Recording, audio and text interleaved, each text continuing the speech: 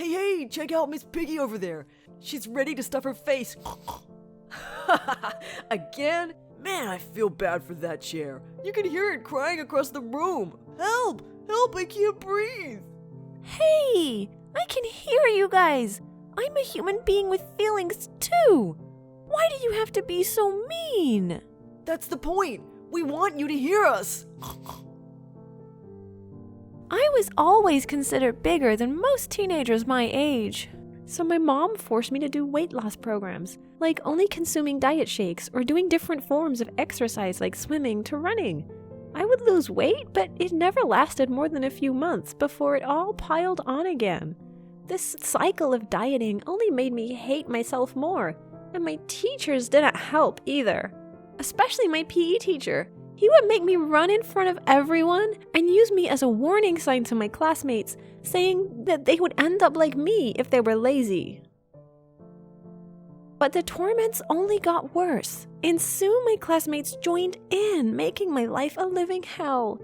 I stopped speaking in class and started sitting in the very back in an attempt to make myself as invisible as possible. But even that didn't help. I still would get sneers and laughed at by my classmates. Until Jenny walked into my life. She was the new girl in class, who walked with a type of confidence I'd never seen before. Jenny was just like me, but instead of trying to make herself invisible, she embraced her curves and was the center of attention. She didn't care about what our classmates said and told them to get lost. Jenny was the first person to ever challenge my understanding about what it meant to be a big girl in this world.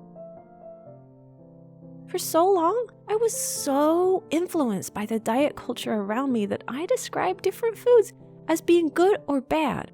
But after speaking to Jenny about her outlook on life, I realized that by categorizing foods this way, it was causing me to have an unhealthy relationship with my body. So with her help, I learned to start talking about food in a more factual way. It's simply a tool to fuel my body and to keep me healthy. After changing my mindset, eating stopped being a battleground for me, but instead became a place of happiness. Another thing I had to get over was the idea that being big is undesirable and shameful. So after months of changing how I saw food, I was able to finally embrace my size. Some people were never supposed to be as small as the girls on the TV, and that's okay. I even reclaimed the word fat as something I was proud of. Fat is just a descriptive word that shouldn't carry such intense stigma or shame. Through this, I was able to realize that I didn't need to wait for thin Sammy to come along to love her body. I am worthy of being loved just the way I am, and deserve to take up space in this world too. So please challenge people's phobia of being big, because no one should ever make you feel less than just because of your size.